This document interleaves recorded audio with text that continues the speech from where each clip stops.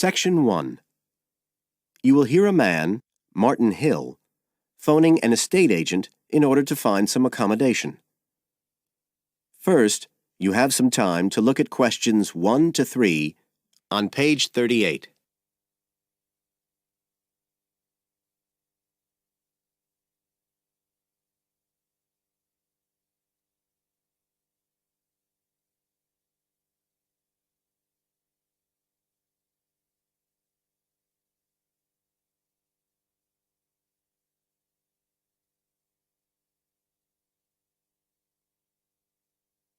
You will see that there is an example which has been done for you. On this occasion only, the conversation relating to this will be played first.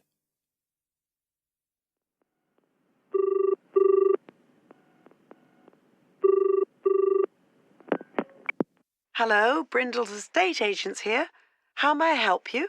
Oh, good morning. I'm ringing to see what flats you have for rent at the moment. Right. Martin wants to rent a flat, so B has been circled as the answer. Now we shall begin. You should answer the questions as you listen, because you will not hear the recording a second time. Listen carefully and answer questions 1 to 3.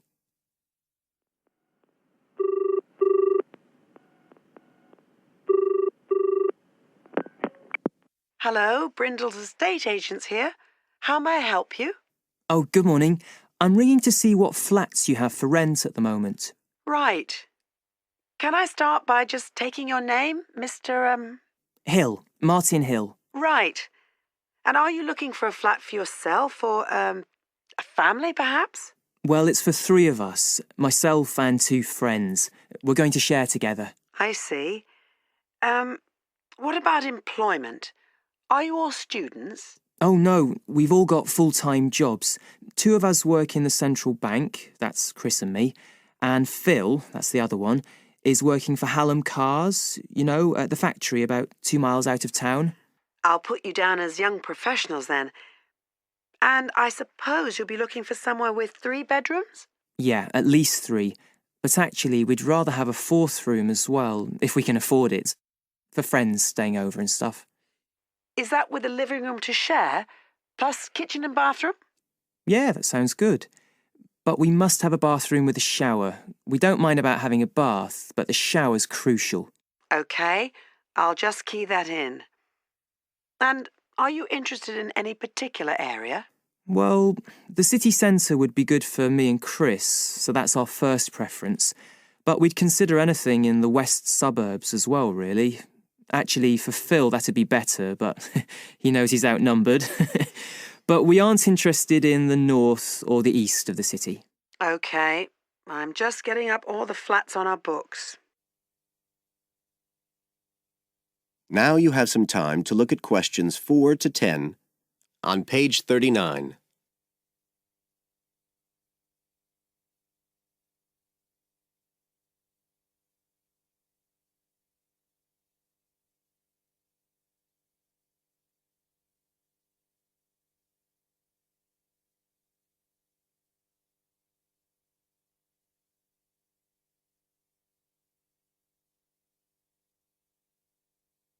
Now listen and answer questions 4 to 10. Just looking at this list here, I'm afraid there are only 2 that might interest you. Do you want the details? OK, let me just grab a pen and some paper. Fire away. This first one I'm looking at is in Bridge Street and very close to the bus station. It's not often that flats in that area come up for rent. This one's got 3 bedrooms, a bathroom and kitchen, of course, and a very big living room. That sounds a good size for you. So what about the rent? How much is it a month? The good news is that it's only £450 a month. Rents in that area usually reach up to £650 a month. But the landlord obviously wants to get a tenant quickly. Yeah, it sounds like a bit of a bargain. What about transport for Phil? Well, there'll be plenty of buses, so no problem for him to use public transport. But unfortunately, there isn't a shower in the flat. And that location is likely to be noisy, of course. OK. What about the other place? Let's see. Oh, yes. Well, this one is in a really nice location, on Hills Avenue. I'm sure you know it. This looks like something a bit special. It's got 4 big bedrooms and, there's a big living room. And, oh, this will be good for you, a dining room. It sounds enormous, doesn't it? Yeah, it sounds great. That whole area is being developed, and the flat's very modern, which I'm sure you'll like. It's got good facilities, including your shower. And of course, it's going to be quiet, especially compared with the other place. Better and better. But I'll bet it's expensive, especially if it's in that trendy area beside the park. I'm afraid so. They're asking £800 a month for it. Whoa, it sounds a lot more than we can afford. Well, maybe you could get somebody else to move in too. I'll tell you what. Give me your address and I can send you all the details and photos. And you can see whether these two are worth a visit. Thanks, that would be really helpful. My address is flat 5. That is the end of section 1. You now have half a minute to check your answers.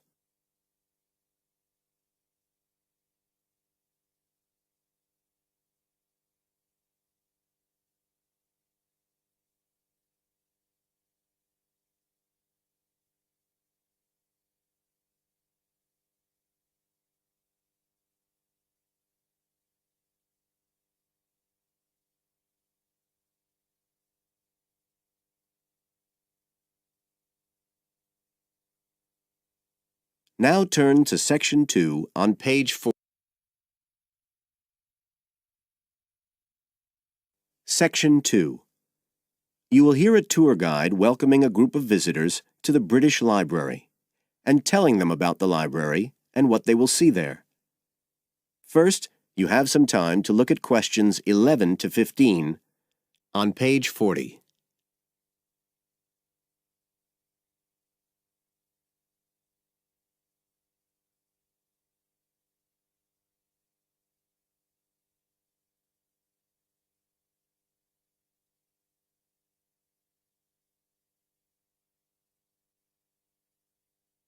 Now listen carefully and answer questions 11 to 15. Good afternoon, ladies and gentlemen, and welcome to your very own tour of the British Library on this lovely afternoon. My name is Tony Walters, and I'm your guide for today. Could I please see your tickets for the guided tour? I'd also like to remind you that any tickets bought today do not include a visit to the reading rooms. I'm afraid we don't do visits on Fridays, or any weekday during working hours, so as not to disturb the readers. But if you do want to see those rooms, the only day there are tours is on Sundays. So, I don't want anyone to be disappointed about that today. OK? Thank you. Right, we'll start with a brief introduction. As many of you know, this is the United Kingdom's National Library, and you can see that this is a magnificent modern building. It was first designed by Sir Colin St John Wilson in 1977 and inaugurated by Her Majesty the Queen more than 20 years later in 1998. As you can see, the size is immense, and the basements alone have 300 kilometres of shelving, and that's enough to hold about 12 million books. The total floor space here is 100,000 square metres, and, as I'll show you, the library houses a huge range of facilities and exhibition spaces. And it has 1,000 staff members based here in the building. So, you can appreciate the scale of our operation. In fact, this was the biggest publicly funded building constructed in the United Kingdom last century. It is still funded by the government as a national institution, of course, and it houses one of the most important collections in the world. The different items come from every continent and span almost 3,000 years. The library isn't a public library, though. You can't just come in and join and borrow any of the books. Access to the collections is limited to those involved in carrying out research. So it's really a huge reference library for that purpose, and anyone who wants to consult any materials that are kept here can formally apply to use the library reading rooms. You now have some time to look at questions 16 to 20 on page 41.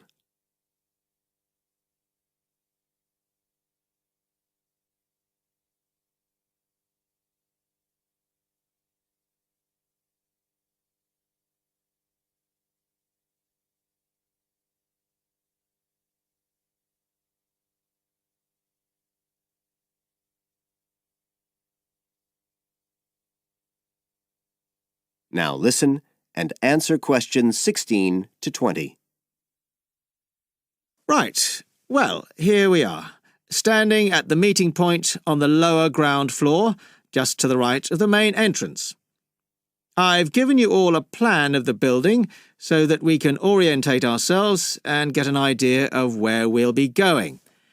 Now, outside the main entrance, you'll see the wide piazza with the stunning sculpture of Newton.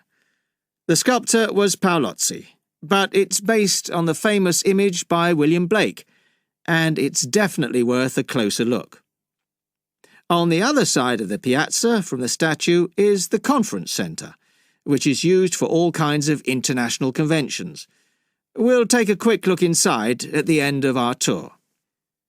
Looking ahead of us now, you'll see that we're standing opposite the staircase down to the basement, where you'll find the cloakroom, and to the left of that, we have the information desk, where you can find out about any current exhibitions, the times of the tours, and anything you need to know, if you don't have a tour guide. As you can see, on this lower ground floor, we also have a bookshop. That's the area over to the left of the main entrance. You'll be free to browse there when we get back to the ground floor. Now, opposite the main entrance on this floor, we have the open stairs leading up to the upper ground floor. And at the top of them, in the middle of the upper ground floor, you can see a kind of glass-sided tower that rises all the way up through the ceiling and up to the first floor. This is called the King's Library. It's really the heart of the building. It was built to house the collection that was presented to the nation in 1823 by the King. You can see it from every floor above ground. When we go up there, you'll find the library's treasures gallery on the left. Can you find it on your plan? That's the exciting one. So we'll be visiting that first, but we'll also take a look at the stamp display situated behind it on the way to the cafe. A lot of people miss that. The cafeteria runs along the back of the floor, and in the right-hand corner, you'll find the lifts and toilets. Always good to locate them. The other main area on that floor is the public access catalogue section, and I'll show you how that operates when we get up there. That is the end of section 2. You now have half a minute to check your answers.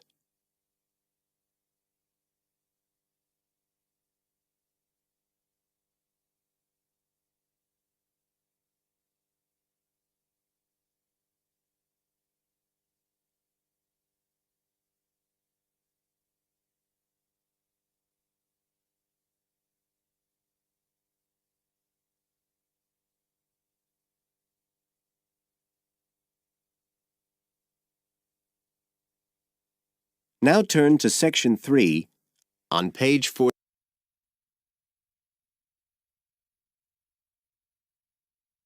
Section 3. You will hear a conversation between a student, Dave, and his tutor about a project that Dave has done about work placements.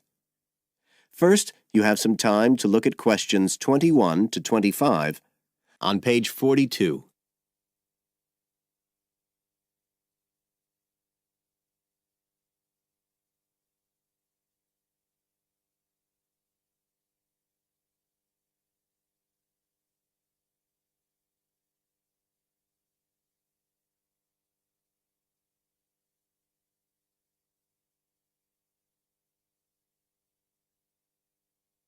Now listen carefully and answer questions 21 to 25. Good afternoon, Dave. Come on in and take a seat. Hi, Dr. Green. Thanks. Oh, hang on a minute. I'll just find the first draft of your project paper and we can have a look at it together. Now, yours is the one on work placement, isn't it? Yeah, that's right. So what made you choose that for your project? Well, I suppose it was because sending students off to various companies for work experience seems to be such a typical part of educational courses these days. I mean, even school kids get to do it. But I felt everyone just kind of assumes it's a good thing. And I guess I wanted to find out if that's the case. But you don't look at schools or colleges, right? You've stuck to university placement schemes. Yeah, well, I quickly found that I had to limit my research. Otherwise, the area was just too big. Do you think that was okay? I think it's very sensible, especially as the objectives might be very different. So how many schemes did you look at? Well, I sent out about 150 questionnaires altogether. 50 of each to university authorities, students and companies. And I got responses from 15 educational institutions and 30 students in 11 individual companies. Great. That sounds like a good sample. And who did you send your company questionnaires to? Well, the idea was to have them done by the students' line managers. But sometimes they were filled in by the human resources manager or even the owner of the company. Right. I didn't find a full list anywhere. So I think it's very important to provide that, really. You can put it as an appendix at the back. Right. I've got a record of all the respondents, so that'll be easy. I hope other things were okay. I mean, I've already put such a lot of work into this project, identifying the companies and so on. Oh, I can tell. I think you've done a good job overall. You now have some time to look at questions 26 to 30 on page 43.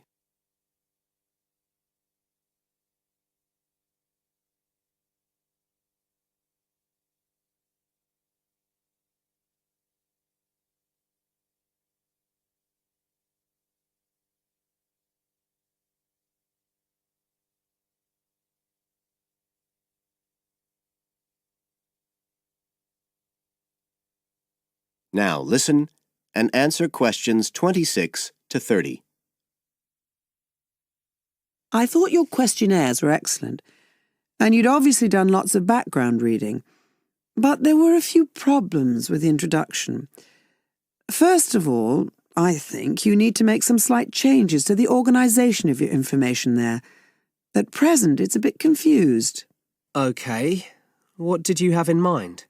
Well, you write quite a bit about work placement in general, but you never explain what you mean by the term.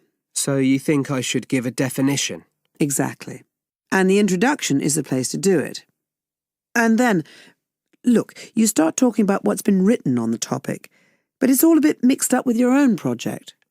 So do you think it would be better to have two sections there, like a survey of the literature as the introduction, and then a separate section on the aims of my research? I do. You can include your methods for collecting data in the second section too. It would be much clearer for your reader. Establish the background first, then how your work relates to it. It would flow quite nicely then. Yes, I see what you mean. Anyway, moving on. I like the way you've grouped your findings into three main topic areas. Well, it became very obvious from the questionnaires that the preparation stage was really important for the whole scheme to work. So I had to look at that first.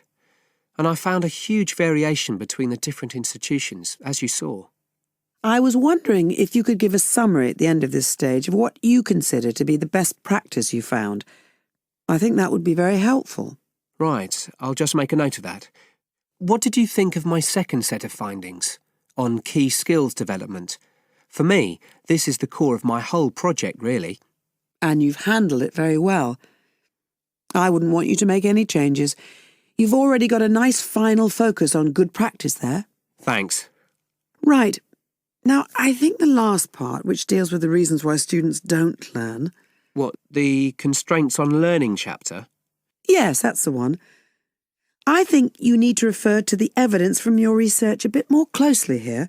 You know, maybe you could illustrate it with quotations from the questionnaires, or even use any extracts from a student diary if you can, and refer back to what you've written about good practice. That is the end of Section 3. You now have half a minute to check your answers.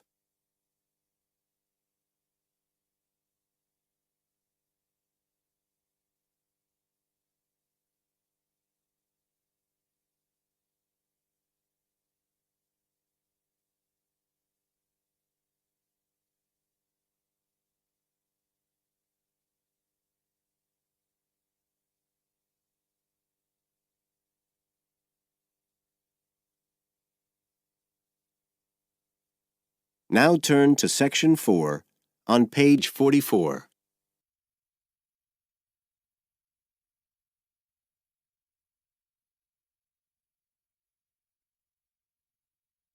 Section 4. You will hear a part of a lecture about learning and bilingualism. First, you have some time to look at questions 31 to 40 on pages 44 and 45.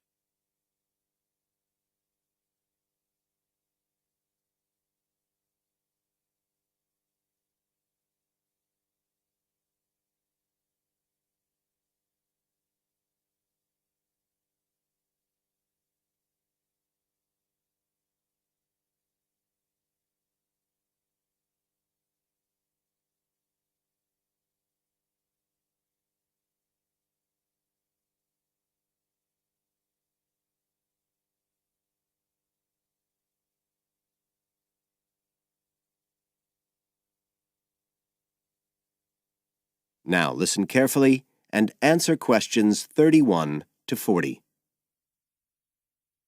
When we look at theories of education and learning, we see a constant shifting of views as established theories are questioned and refined or even replaced, and we can see this very clearly in the way that attitudes towards bilingualism have changed.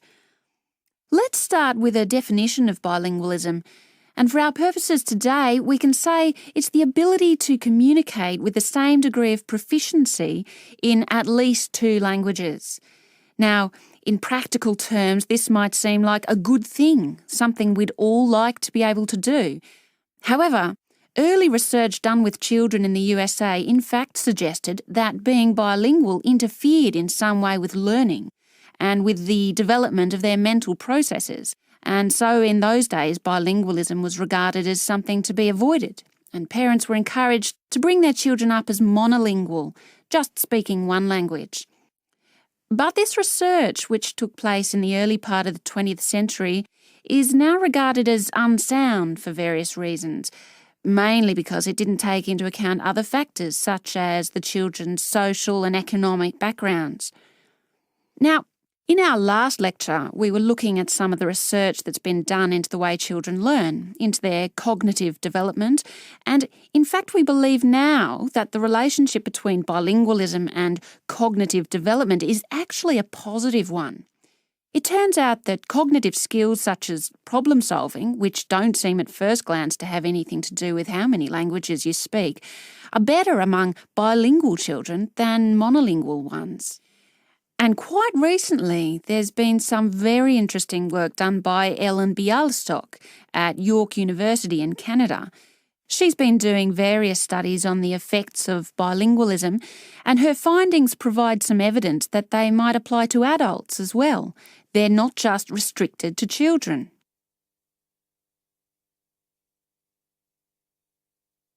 So how do you go about investigating something like this? Well, Dr. Bialystok used groups of monolingual and bilingual subjects aged from 30 right up to 88. For one experiment, she used a computer program which displayed either a red or a blue square on the screen. The coloured square could come up on either the left-hand or the right-hand side of the screen.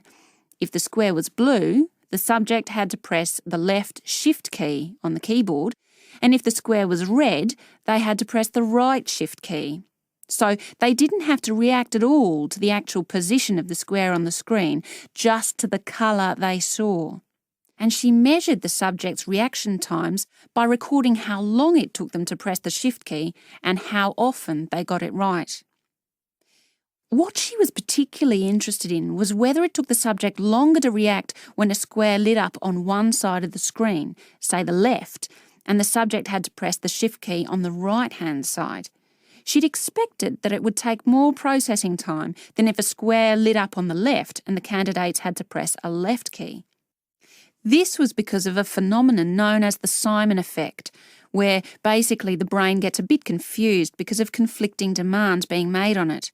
In this case, seeing something on the right and having to react on the left. And this causes a person's reaction times to slow down. The results of the experiment showed that the bilingual subjects responded more quickly than the monolingual ones.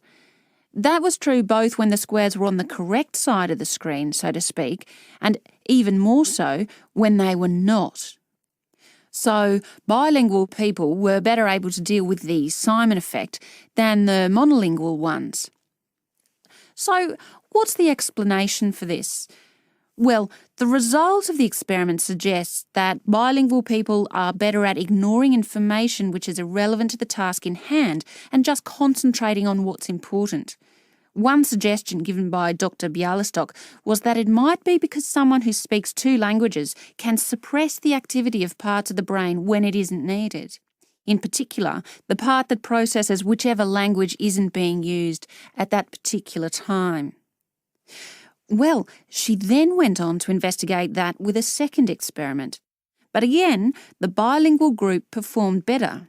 And what was particularly interesting, and this is, I think, why the experiments have received so much publicity, is that in all cases, the performance gap between monolinguals and bilinguals actually increased with age, which suggests that bilingualism protects the mind against decline.